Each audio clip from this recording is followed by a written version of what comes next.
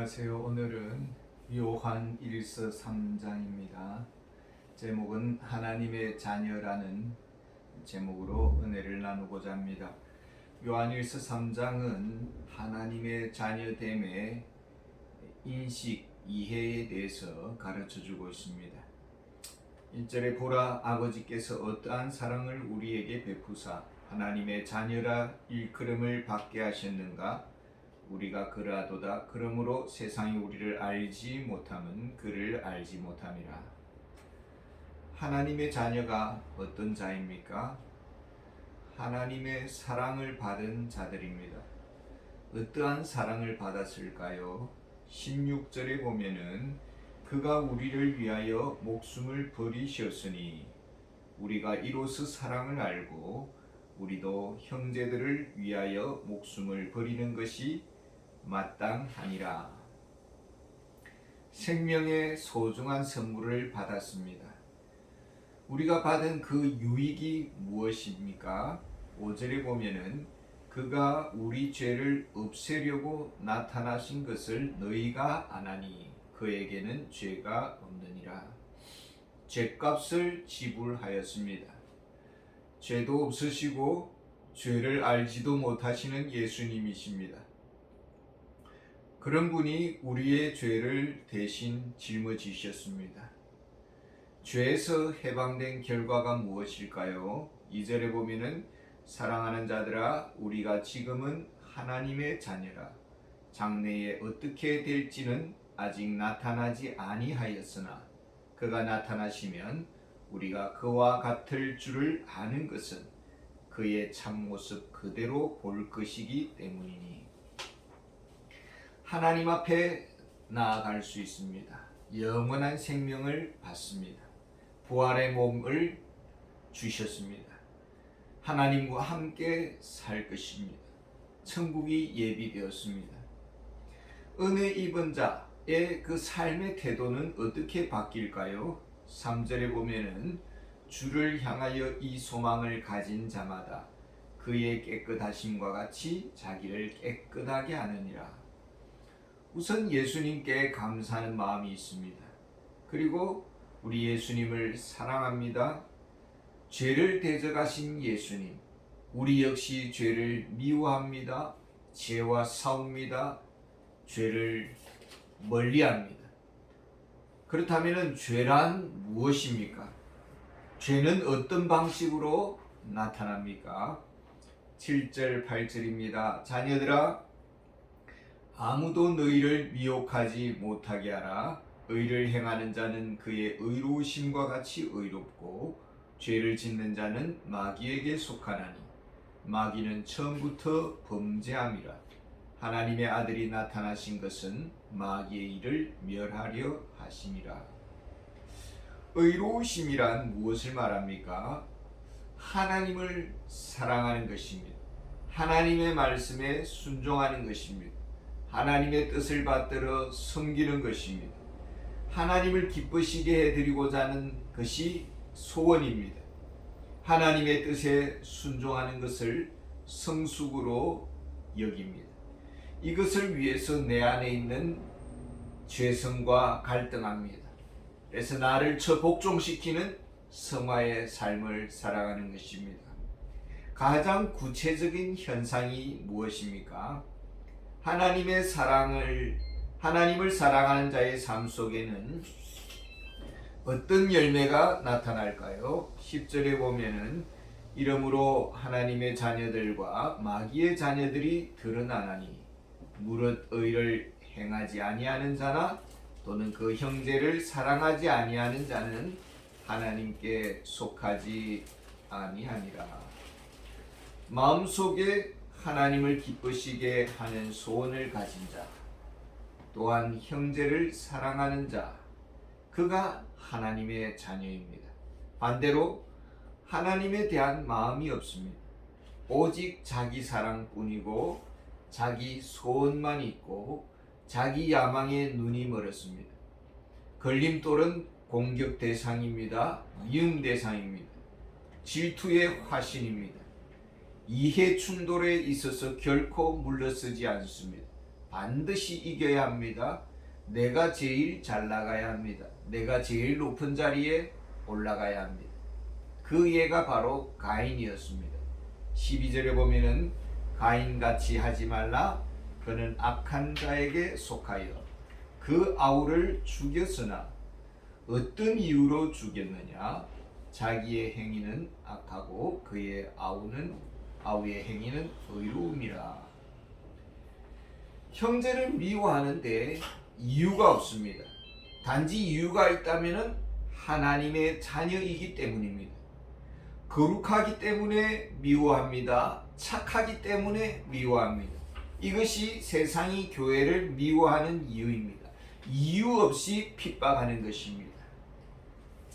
진정 하나님의 자녀입니까? 진정 형제를 사랑하십니까? 우리가 어떻게 사랑해야 합니까? 사랑이 무엇입니까? 16절에 보면은 그가 우리를 위하여 목숨을 버리셨으니 우리가 이로써 사랑을 알고 우리도 형제들을 위하여 목숨을 버리는 것이 마땅하니라. 예수님이 우리를 위해 목숨을 버리셨습니다. 가장 소중한 생명을 주셨습니다. 그렇다면 사랑을 어떻게 정의 내려야 할까요? 예수님은 우리를 살리기 위해 대신 죽으셨습니다. 우리의 허물과 연약함을 가져가셨습니다.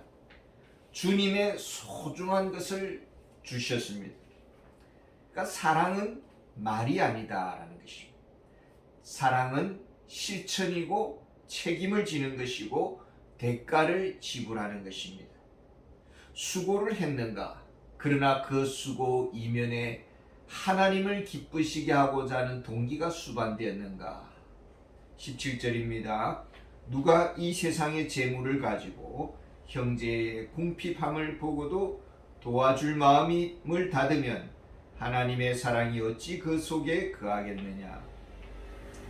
형제의 필요를 채워준다고 합시다. 하나님이 기뻐하시는 방법은 무엇일까요? 어떻게 사랑의 실천을 해야 할까요? 하나님의 자녀의 사랑의 삶의 그 방법, 길은 무엇입니까? 노예 어르신들을 섬기는 이런 문제로 담당자하고 문의한 적이 있습니다. 큰 교회가 할만하기 때문에 하는 것은 아무런 문제가 되지 않습니다. 별로 감당할 힘도 없으면서 뭔가 어떻게 또 이렇게 하고자 할 때는 많은 난제들이 있습니다. 그의 섬김에 대한 그 해석도 분분할 것이죠. 왜 없는데 그렇게 했느냐? 19절에 보면은 이로써 우리가 진리에 속한 줄을 알고 또 우리 마음을 주 앞에서 굳세게 하리니. 하나님 앞에 인정받는 사랑의 실천은 무엇일까요? 진리 안에서 사랑해야 할 것입니다. 진리에 속한 자의 사랑이냐 아니면은 육신적 사랑이냐라는 것입니다. 사랑의 수고를 했습니다. 과연 스스로 충분하다고 말할 수 있느냐라는 것입니다. 봉사부에서 점심을 섬겼습니다. 그런데 다 자기 취향이 다르니까 짜기도 하고 맵기도 하고 싱겁기도 하고 말들이 분분합니다.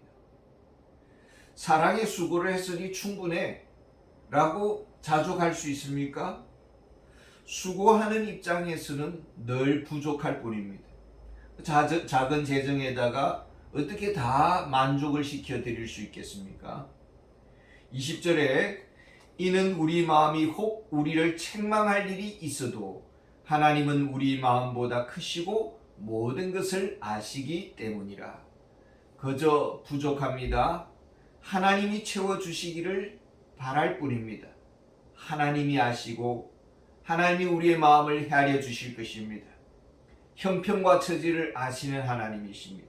하나님이 이해해 주실 것입니다.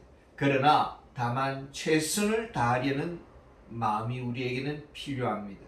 21절에 사랑하는 자들아, 만일 우리 마음이 우리를 책망할 것이 없으면 하나님 앞에서 담대함을 얻고 완전하지 못합니다.